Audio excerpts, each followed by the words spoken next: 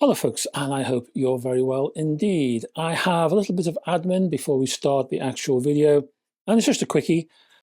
I think it might have been in a last review, I forgot to do close-up of the vinyl wall here, the individual albums that I have behind me. Because I tried to do that now, I've had a few requests asking for little close-ups of the vinyl in case people are interested in purchasing themselves. So here is that missing one. It might have been a recent review, I forgot to do it. I know I'd forgotten for some video. Anyway, here they all are. And before we get to the HiFi news, trivia. And this question is a bit of a list, but you're the one. You're the one who needs to supply the list. The question is this. Larry Parnes, the famous British manager of rock and roll stars, the most famous, I suppose you could say, British manager of rock and roll stars of the late 50s and early 60s, he was fond of giving his chargers new names that supposedly went with what he imagined to be their erotic potential, shall we say.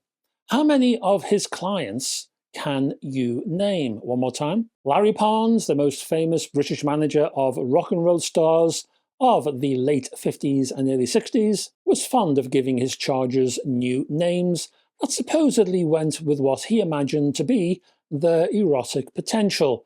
How many of his clients can you name? So there's the question. I know of 10 names, one of which is, I would say, obscure, so I'm not expecting you to get all 10. If you can get 9, then you're doing incredibly well. If you can get 5, then you're doing very well indeed, and I'll be most happy with you. So, and you know, I would struggle to get maybe 4 or 5 myself, I think, if I just did it cold, as it were. So once more, please, as I always say, no Googling, no research, just have a little think, just delve into the brain as the video progresses. At the end of the video, I will give you all 10. I think it's 10. I think it's 10. I'll count them before I get to the end. And I will give you all 10, and then we'll see where we are, shall we? It's a list of these famous English rock and roll, late 50s, early 60s stars. Anyway, HiFi news.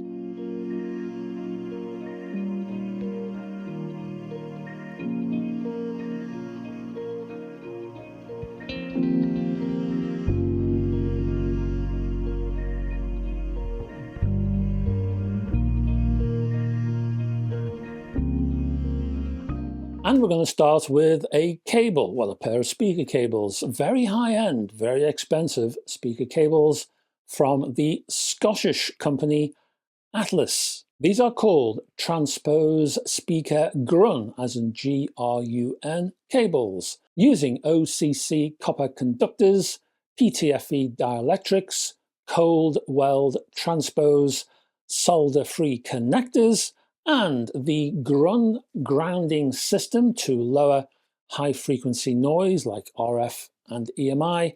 These are hand-assembled and tested cables, and they're available in multiple configurations for single-wire, bi-wire, and bi-amping setups. Finished in a smooth black fabric finish with complementary tin cobalt plugs, the Mavros, and I should have given that name, shouldn't I? So the full name then. It's a long name. The full name is the Mavros Transpose Speaker Grun speaker cables. And they have a diameter, I don't always give diameters, but if it's important, they have a diameter of 16 millimeters. Prices, well, as I say, they are high end. So for 2 meter pair, you're looking at £3,525. For a 3 meter pair, £4,075. And while you have your wallet open, I'm going to give you another expensive item. In relative terms, of course. This is a book. It's being published in conjunction with Apple, of all people. Apple actually is publishing a book in conjunction with the Paris and London-based publisher Assouline, I think you pronounce it.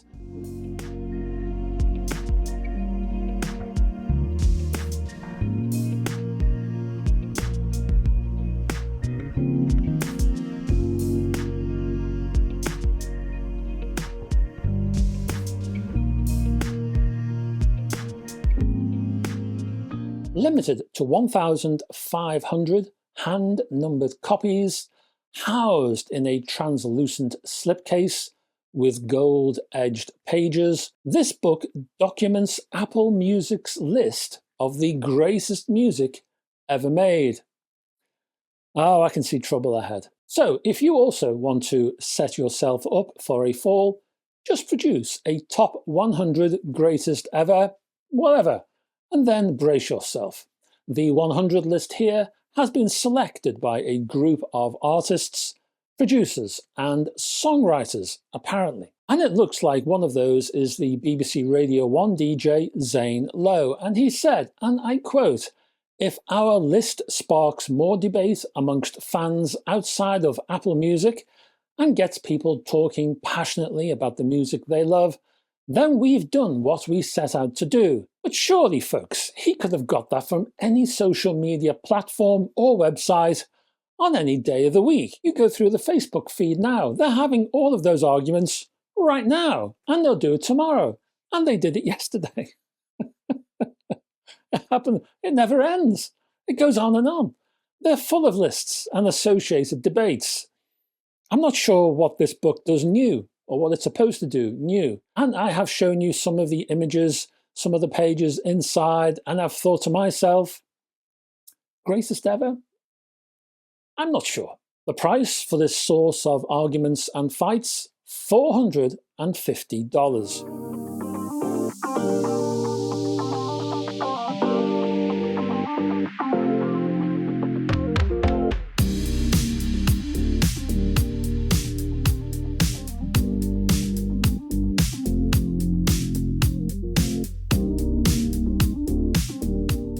Something a bit lower cost now, and good old Edifier, they can always give you something a bit lower cost, hey. What we're looking at here is a pair of compact speakers called the M60, termed Multimedia Desktop 2.0 speakers, that's the M60, featuring a 76mm full range driver and bass reflex port, plus a 25mm tweeter.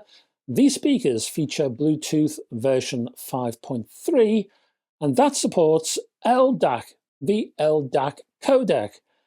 And good for Edifier for including this, even in dinky little speakers like this. You can stream up to 24-bit 96K from Android devices running version 8 or later, produced by a 66-watt Class D amplifier, measuring 100mm by 168 by 147mm.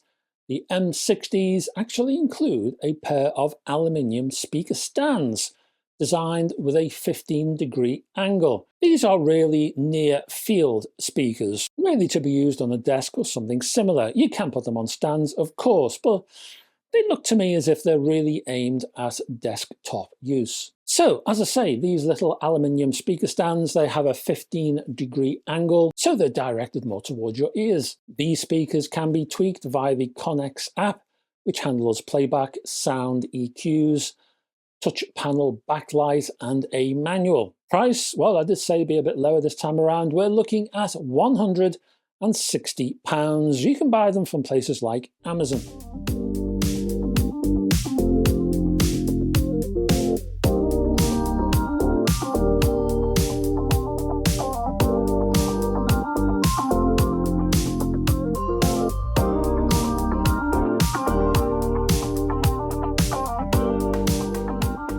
Next, we're looking at HiFi. Haven't featured HiFi in a little while. This one is called the GoLink Max. It's a portable headphone amplifier. You may have seen reviews of it already, but I thought I'd give it a mention anyway. The GoLink Max DAC features 241 milliwatts in balance mode, a bit less for single-ended. But the reason for giving you that figure is because HiFi say that figure should be able to handle most larger headphones. Often these little portables cannot. As it stands, that's apparently almost 5 times the power of a typical MacBook Pro, for example. Inside are dual ES9219 DACs that physically and audibly separate the left and right channels. Also built in is a 4.4mm balanced headphone output. The Pentacon, of course. Audio can support up to 384 kHz PCM and DSD256. You also get an LED that changes color depending on the format and sample rate of the file, which reminds me a little bit of what Chord Electronics does, but not quite in the same way. Price, well, we're looking at, we've got two prices, £79 or $79.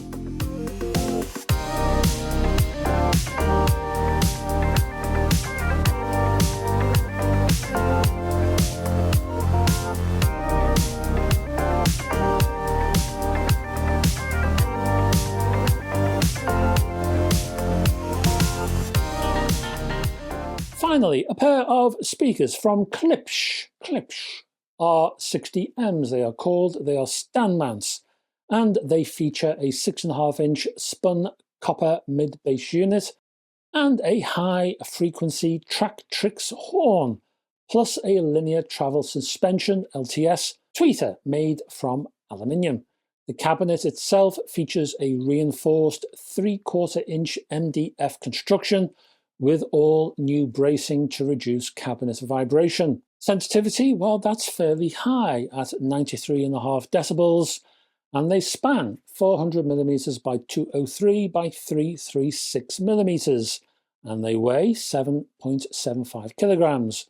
Prices, I have two for this one as well, £425 or €449. And that's your lot, folks. So let me give you an answer to that trivia question, and that question is, once more, Larry Parnes, the most famous British manager of rock and roll stars of the late 50s and early 60s, was fond of giving his chargers new names that supposedly went with what he imagined to be their erotic potential. How many of his clients can you name? And the answers are Tommy Steele, Billy Fury, Marty Wilde, Vince Eager, Duffy Power, Johnny Gentle, Dickie Pride, Lance Fortune, Georgie Fame. Yes, Georgie Fame is in this list.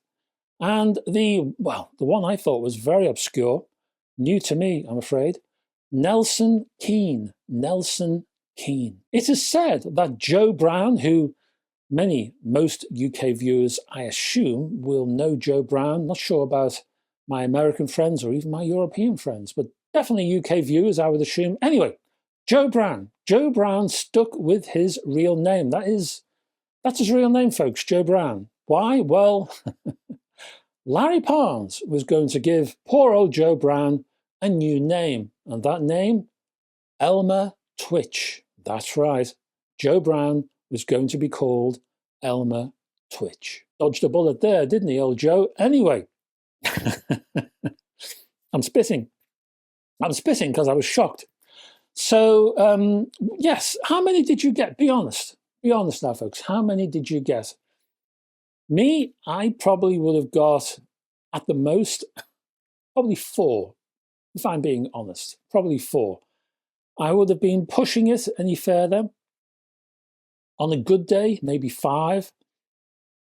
If I'd have taken all my tablets and hormones and all the rest of it and gone for a long walk, maybe 6. Oh, that's pushing it though. But 4, I would say, as a push. How about you? I would love to know. Be honest, folks. So that's it, folks. I'm off for a well-earned cup of tea and a chocky bicky. And I would like to thank you before I do go, because without you, I ain't going anywhere, folks. This is all because of you. All of this is you. So you can't get this on the NHS, and I have tried, and they've just said no. So, yeah. Anyway, I'm rambling on. I'm rambling. I shouldn't be rambling because I know you're busy people. So I will go. So I will be back next week, same place, same-ish time kind of thing, with another one of these. So I'd love to have your company, and until then, folks, bye-bye for now.